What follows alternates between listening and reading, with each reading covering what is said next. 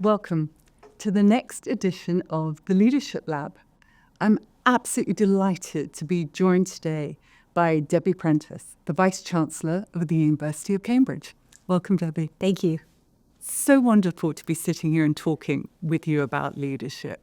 We talk a lot with our scholars about leadership being a journey, not a destination. Where did it begin for you? I think my leadership journey began as an undergraduate in college. I went to Stanford University, and it was my introduction to the world of higher education. Up until then, I'd been a fairly ordinary state school educated student. I always loved school, but I had never really tried to take a leadership role. I think when I went to Stanford, I became interested in leadership. I started watching people. I started watching leaders and trying to understand how they became who they were. I think I'd never paid much attention before that. So it goes way, way back for me. It wasn't an aspiration of mine. I didn't imagine myself necessarily in the kind of position I'm in today. But I certainly became interested in how leadership worked. I started noticing particular leaders that I thought were especially effective and analyzing the ways they were effective. And what sparked that interest? I don't know, actually. I think it was coming to an environment in which leadership was so important and yet subtle, right? I think in the academy is hierarchical in many ways, right? There are students and there are professors, and it was hierarchical, but actually, whose voices mattered, right? It's also an environment in which you're cultivating that young talent, right? And so there's a way in which the power dynamic in the status is upended by the fact that bringing out students' capacities is the mission, right? So watching the ways in which leadership worked in that kind of environment was fascinating to me, really from the start. Oh, wonderful. And then you spent 30 years at Princeton. I did. So that must have been a big change coming from Princeton now here to Cambridge. What are some of the biggest differences that you've seen?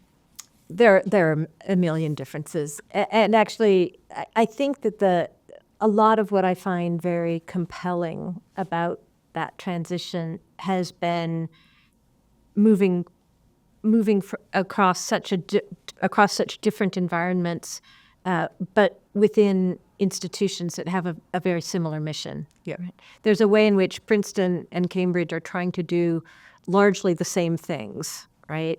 But in different societies, with different relationships to government, with different relationships to the public, in such very different contexts, in different milieus, right? That they contrast to each other so interestingly in their pursuit of a very similar mission. And so I think everything is different except the goal, except the mission.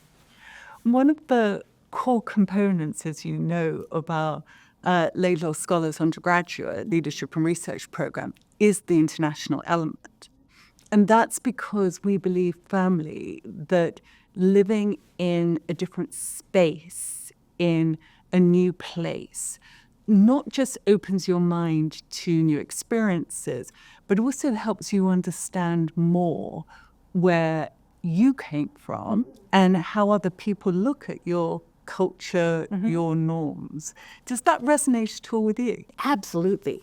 It's absolutely true. It's so true to my experience. Really very, very strongly true to my experience. I have learned so much about the U.S., about my home country, about this country, about myself, about leadership, about all sorts of things, about higher education, and how you can do it differently, right? Because the educational systems in the two countries are very, very different, leading up to university and then going through university. Before coming to the UK, I had lived abroad for a year in Paris with my family back when my children were young. And I had the same experience then, right? And I was just on sabbatical, so I wasn't all in Paris, but still the experience of moving with small children. How does child rearing work, right? How does the academy work in France compared to the U.S.? It was so refreshing. It was so revealing, and gave me such insight, even once I went back to the U.S., into just how we live and how we work and who we are, right? That was part of why this journey seemed very plausible to me and, in fact, very attractive. Can you talk about any of the biggest revelations or lessons, learnings that you had in either living in France or now living in the UK? Yeah, so living in France was very much there. It was seeing two different educational systems, because I was a visiting professor in France, and so I was sort of in a similar kind of role. I was a professor. I was a visiting professor. So seeing what that life was like, but then also having children, right? And being there with a family and how are children raised and how are children schooled. It's so different in France. It's incredible. The state plays, such a strong role in shaping education in a way that is very, very different from in the U.S. So those were the major learnings that time around. This time it's actually because I'm all in and I'm working here and I'm very much, leading a university within the UK higher education system at a very particular time, at a very interesting time.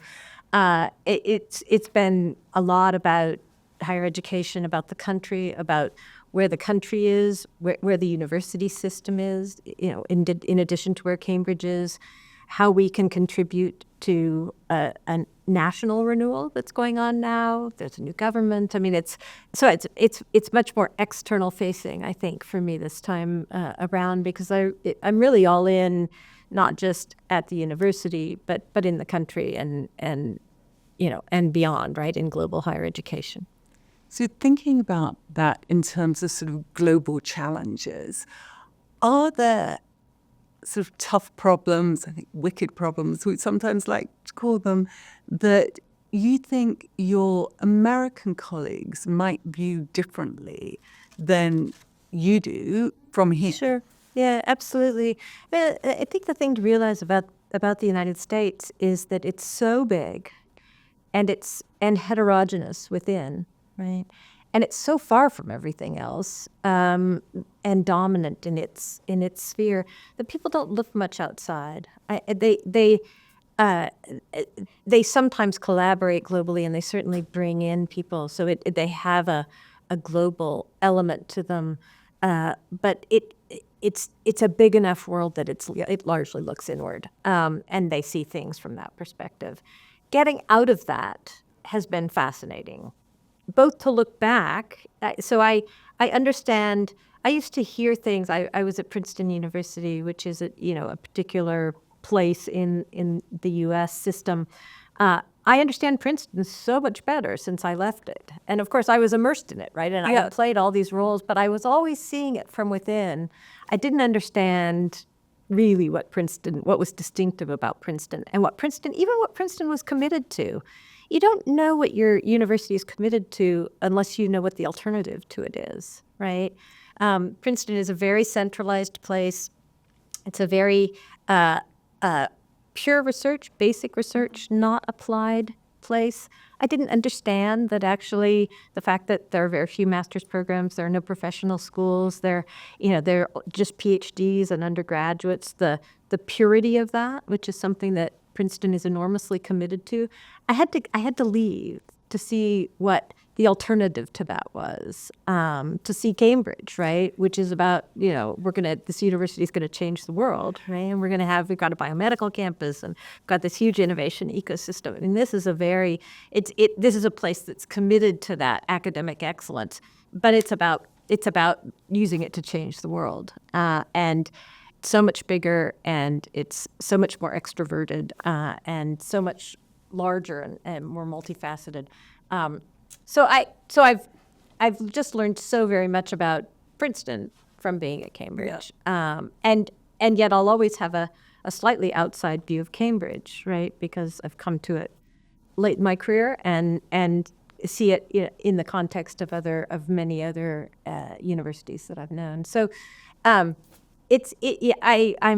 very much aligned with the Laidlaw philosophy that it helps enormously to move and to see things from afar and up close and in comparison in those ways. And I suppose if Princeton is centralized, Cambridge is about the opposite extreme. Absolutely. I think you've talked about it, just its complexity almost defying description, which actually Dimitri Suter, who I interviewed earlier this year, said exactly the same thing about Oxford, to the point where it's almost mind-blowing how complicated it is. What do you think are the pros and cons of that complexity and richness? Yeah, I mean, so the pro is definitely the richness to it, and the freedom of it, and I do think you can enter Cambridge through many different doors. You can come in through the colleges, you can come in through the university, you can come in through different centers and institutes, and you can come in at different stages in your life. So there are many ways in, and then people, once they're in, find their way around, right? And they sort of learn what's possible.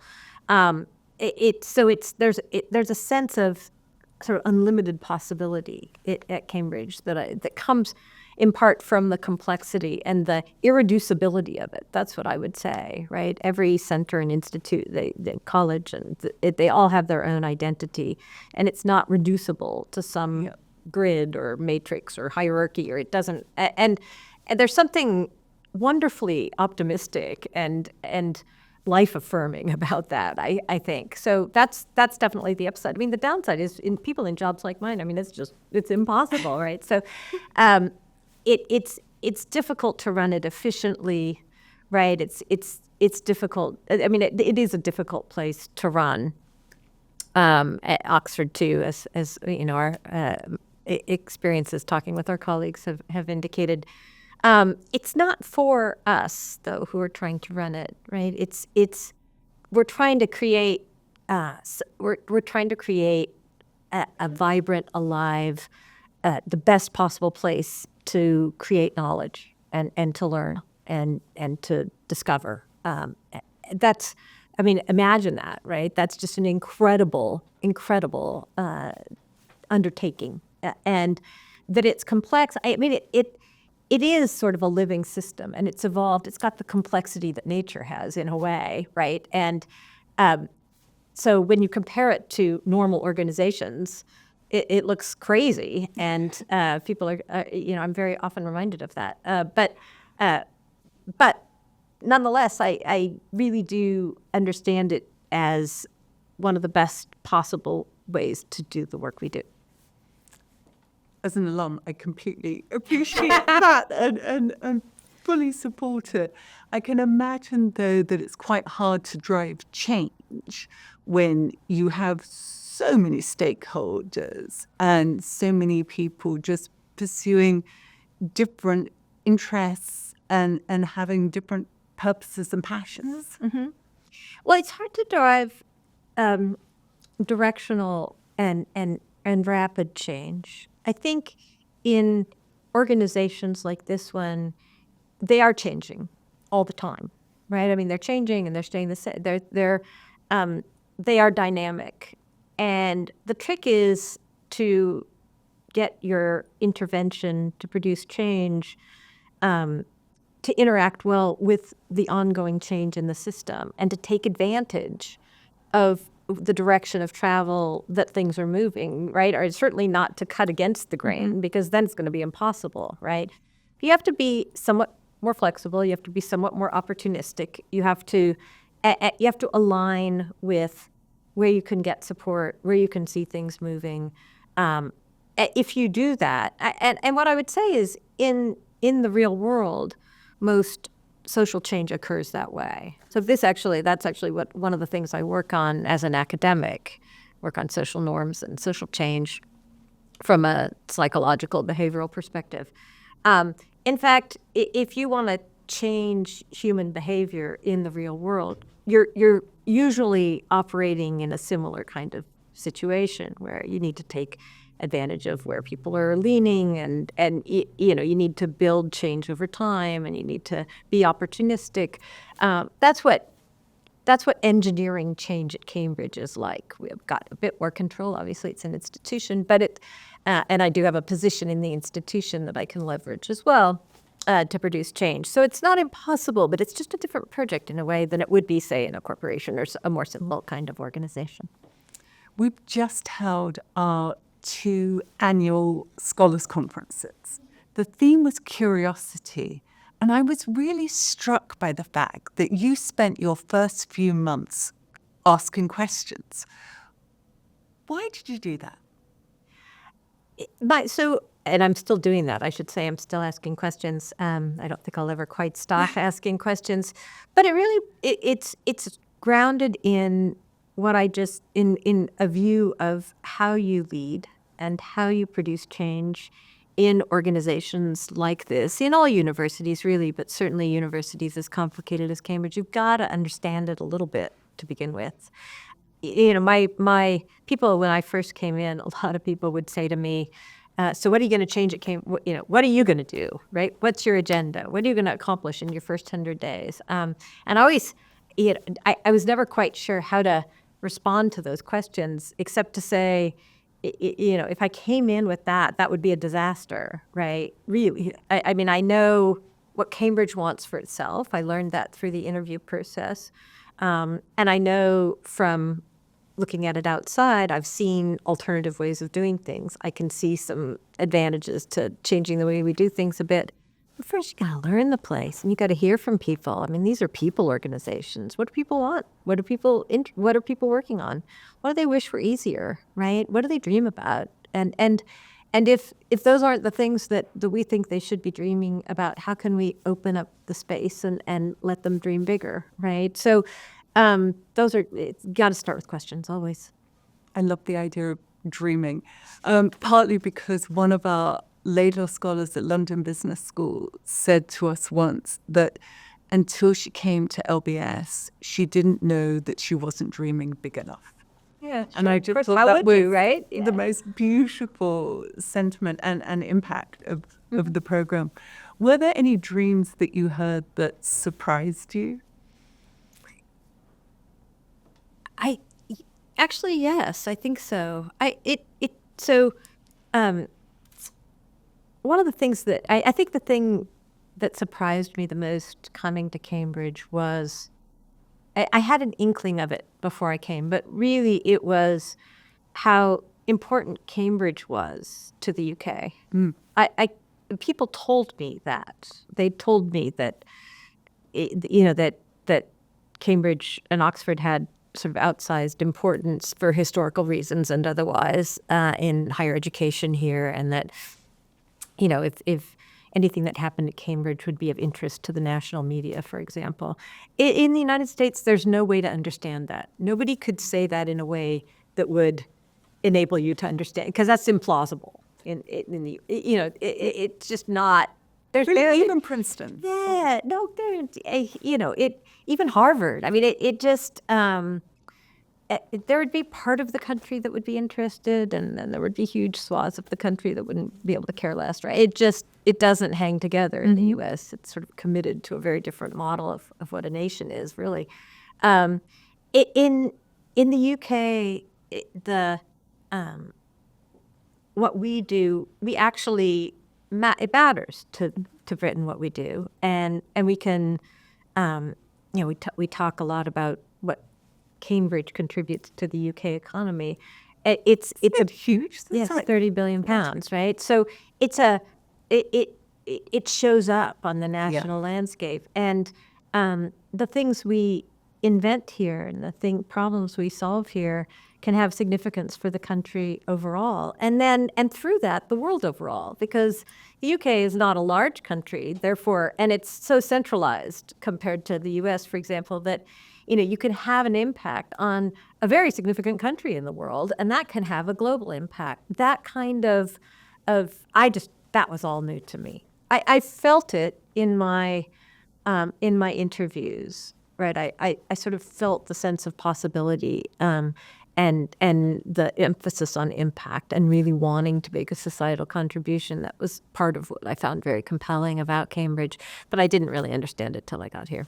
You mentioned that 30 billion figure in that very compelling FT article Right. that you wrote. And I think you compared it to the size of the Premier Football League, which contributes, I think, 5 billion.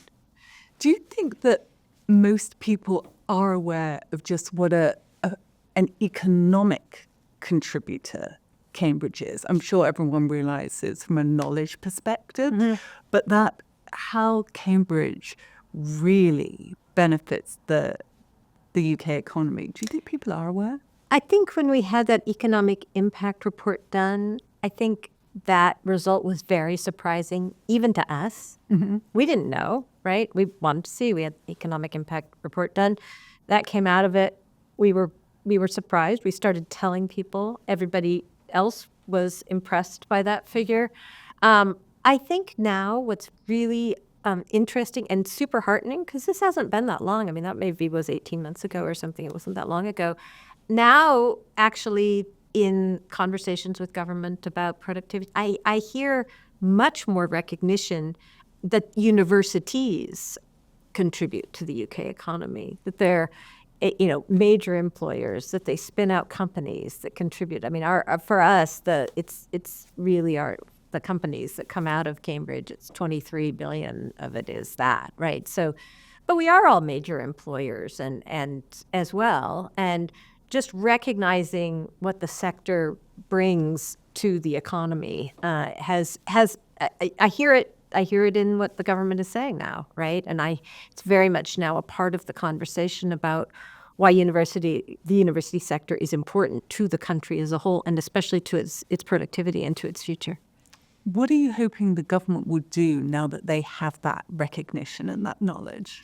Partner with us, and I think that they very much are engaging with us in Cambridge. The previous government was engaging with us as well, but I think as the new government gets its growth agenda going, they're in dialogue with us in a very, I think, helpful and constructive way about how we can work together, in fact, to improve growth. That's really good news. Yeah, it is. You're the 347th Vice-Chancellor. I am. So obviously, with an institution that's been around that long, there are conventions, traditions, which are both important, but equally probably quite hard to change because maybe people don't even ask why do they exist, just because they are so embedded in the very fabric of the organization. How do you balance the need to conform to those traditions and to celebrate them at the same time as ensuring that the university is fit for the future? Yeah, it's a very good question.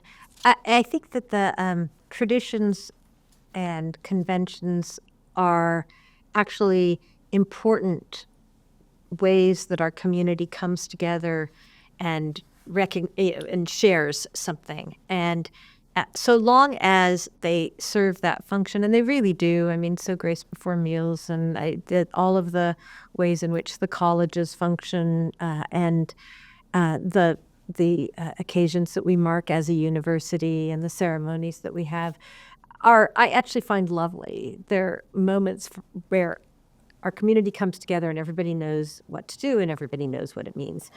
If there are situations in which some people find those customs confining or alienating or constraining in some negative way, we would look at them and have looked at them when those are brought to our attention. I think it's very, very important to make sure that the way you're remembering, the way you're enacting your history, right? The things that you're sharing are, in fact, attuned to current values.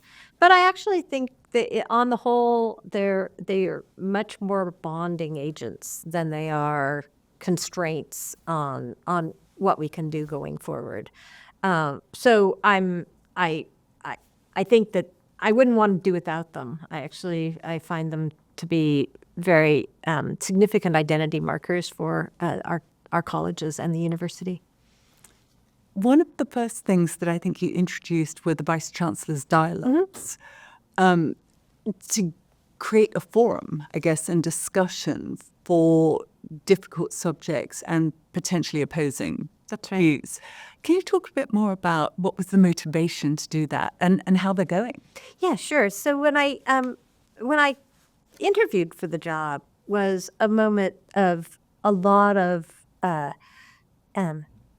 angst about free speech and a number of high-profile cases, not just at Cambridge, but at a lot of universities of, speakers who were either brought in over the wishes of some faction of the community or somehow deplatformed. I mean, I don't know of any cases here that were like that, but there were a number that were very in the news. And I, with my background in psychology, was of the view that actually when people would ask me, what did I think of free speech? I said it's essential, but it doesn't mean it's easy or it comes naturally to people, right? Or it's comfortable. Or it's comfortable. And so it's actually something you need to learn. Yeah. You need to learn how to do this, and you need to learn strategies for being comfortable, hearing views that you're really opposed to.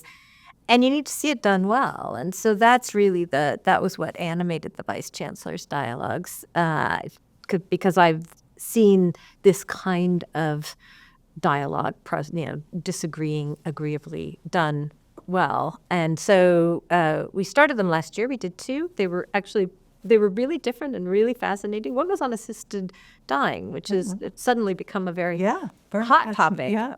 And the other was on democracy and its potential decline. That was really the question. And they were fascinating. They were very different from each other. I'm hoping to do another one this year because I do think that it's very emotional, actually, watching people. And it's very revealing, watching how people navigate strong differences of opinion. Cambridge has always had a debating society. Yes, absolutely. Dialogue, though, is very different from debate, isn't it? And I had to explain that at first because people are very used to debate and scoring points and winning or losing.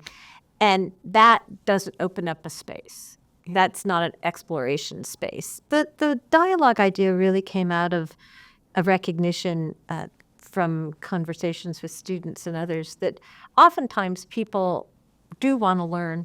They do want to understand that learning and that understanding may very well confirm them in their very strong belief that person is crazy and wrong. But a lot of times people, they don't fully understand all sides of an issue, and they'd like to know more. And if we can just get them to relax and put them at ease, which is obviously not a debating kind of mood, right? It's a very different kind of mood. But you can capitalize on their curiosity, right? And engender a kind of a broader view. There's a lot of discussion about the glass cliff and women being appointed to roles in moments of crisis, or certainly when things are very problematic. What do you think about that? I think that's probably true. I mean, I think there are moments when organizations think that the qualities they need in a leader are the qualities that are more often found in women or are stereotypically found in women, right? So that would be the link. It's not that I think they think, well, things are going really poorly, let's gain a woman. But it's not that direct. But it's, things are very, very challenging. We need somebody who can listen. We need somebody who can empathize. We need somebody who can hear a lot of different points of view, right? We need somebody, this is not the time for somebody who's going to take precipitous action. We need to de-risk things a bit. That's what leads you to a woman leader, right? Those are more stereotypically female leadership qualities. And so, yeah, sure. I think that's how you get there, right? A year ago, Linda Doyle, who premiered that amazing Linda Doyle. she's wonderful, isn't she? Trinity College, Dublin, we were celebrating the fact that we thought academia had maybe moved ahead of the corporate world in having more women leaders. Fast forward a year, and 4 amazing Ivy League presidents have now stepped down, 3 replaced by white men. Is this a blip, or actually have we just taken a major step backwards? Yeah, I'm dying for some unbelievably smart person to write the book about this, right? both sides, both why it was women's moment and then why it wasn't. And the whole time I've been watching this unfold, and of course I know some of these people, right? As I've been watching this unfold, the question of the role that gender plays, right? It feels very gendered. It felt very gendered when all the women were hired, and then it felt very gendered the way it was also very public, right? So we all watched it. I don't have a good analysis. I wish if I were back in my academic life, I would probably be thinking about this all the time and trying to develop an analysis of it, because I share your intuition, your perception that there's a story here to be told. Unfortunately, I can't tell it. But I can't wait for somebody to tell it, because it's so interesting. The commentary certainly felt more vitriolic. But I don't know whether that was just because I, too, knew some of them and was empathizing in a way. The commentary felt very vitriolic. I think there's some survived too, and some went, and the ones who survived had the backing of their governing bodies in a way. Our governing bodies more willing to let women go. I don't know. There's so many interesting questions. Yeah. It would be such a great story to tell. You've obviously met a lot of leaders, world leaders, and I think even King Charles had one of his first visits was here. The king twice, I'm happy to say. It's wonderful. Can you talk about any who you particularly admire and why, or just more generally the leadership traits of those whom you do most admire? So I admire different leaders for different reasons. I very much admire people who, the invoking the king, that category of people who have such capacious and extraordinary leadership roles to bear, to inhabit, right? That's a certain kind of leadership where people who have to wear leadership well, right? And who haven't chosen it. And who haven't chosen, no, right, exactly. Or even who have chosen it, but whose leadership role has so much that is representing and acknowledging, and that kind of a leadership role. It's so hard, right? Yeah. It's such a thing to take on, and it's leadership as service in so many ways, right? And embodied leadership in so many ways. I'm hugely appreciative of what that takes, and admiring of the king and others who take on that kind of responsibility for us all, right? Yeah. Because that's what it is. That's very different from people with leadership skills. So then I've watched people lead well, enact leadership in very particular ways and accomplish things as a leader. That's a very different set of skills, and I'm fascinated with them as well, right? I'm especially interested in leaders. I've known a number of leaders, and I've known lots of really interesting leaders, I have to say. I came up in academia at a time when women were just becoming heads of institution, right? That was in my career time. It's the women two generations ahead of me, who were the pioneers who did this. So that was fascinating to watch, right? And I got to watch them. So that's been interesting to watch. But I have always been especially interested in people who can lead by doing little. People who I've seen a number of leaders who can command a room without being very dictatorial or at all didactic, right?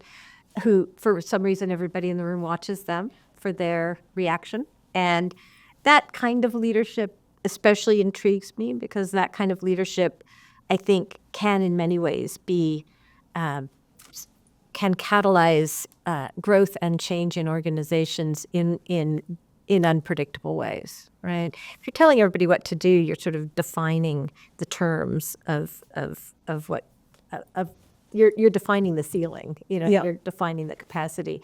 Whereas that ability to enable others and bring people together in subtle and kind of implicit ways. I've seen a number of people do it just amazingly well. I love what you said there about enabling others. The Chancellor of the University of Toronto, Rose, likes to say that the real job of a leader is to make superheroes of others. Does that resonate with you? Absolutely, especially at a university. I mean, your talent, your raw material is out there, right? It's not you. Compared to the professors and the students and all the brilliant minds around you, you've got to bring out the best in them. So the best leadership is the leadership that enables everybody else to say the smartest thing they've ever said, right? And finds the common ground and finds the emergent themes and so on. It's very different than the typical model of leadership. That's here's where we're going and follow me, right, up this hill. That's just not the way you lead in a university. I was Googling images of leaders because I wanted to talk about the idea with our leadership trainers, actually, for our Laidlaw scholars, about what is our perception of leadership versus what we think we need to cultivate in order for our scholars to become this next generation of amazing ethical leaders who can solve the world's wicked problems. And that picture of people walking up a hill with people behind them was the image that appeared again and again and again. Sure. Leaders have followers, right? And that's not the right image for a university at all. Or I think generally, whether it's a university or a corporate, so on, we talk about the 3 C's of leadership development, with one being the capacities. So if you're going to be a leader of people, you need to know how to communicate and you need to know how to handle diverse views and so on. And then you obviously need practical skills around program management and budget setting and so on. So we have the sort of the capacities, but then also the character, so the deep-seated character, which allows you to have drive and determination and so on, but also hopefully temperance and humility, because without that you can never really have wisdom. So, and then we also talk about change values and what do you need in order to change things. And I do think there are 3 quite distinct categories of development for someone to be an effective leader, and that's all quite different from just the very assertive, almost aggressive, I'm charging up the hill, I expect you to follow me. Right. Yes, absolutely. We have a tradition in these interviews where we ask the last interviewee what they would like to ask the next one. And my last interview was actually at NYU Abu Dhabi. So I'm so excited. That's cool. It's really cool. Absolutely fascinating university. And they have a new Vice-Chancellor, Fabio Piano. And he said to me that in the context of what we do in higher education, he thinks we're in need of a revamp. So his question to you is, what would be the most important part of how you build the next version of higher education that helps the world? I think the most important part would be to understand what the world, but it would really be more local than that, what the country needs in a system of higher education. What are we trying to do? What skills do people need? What qualities do they need? What experiences do they need? When do they need them? We talk a lot here about lifelong learning and trying to conceptualize what that is and how you enable it and how you enable people to take it up and to think about their lives as including availing themselves of opportunities for lifelong learning, right? We imagine people living so much longer and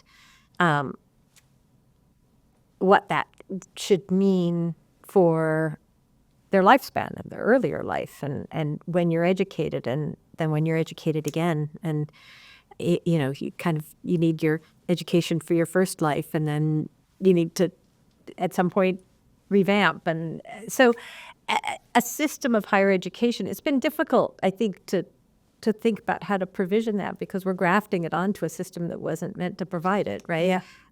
If we got to think again, then we could start all over and we could imagine, no, this is what life is, right? And it's not all going to be between when you're 18 and 21, right? And I think it would be, that too would be a fantastic project, right? Yeah. That would be my answer to Fabia's question.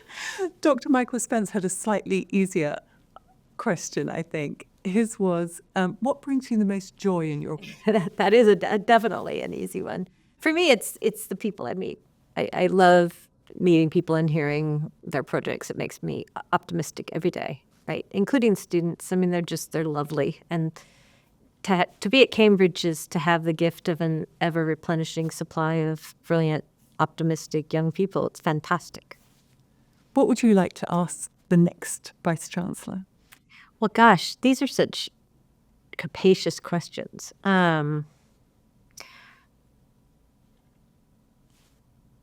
Why is this the best possible job for you to be doing right now?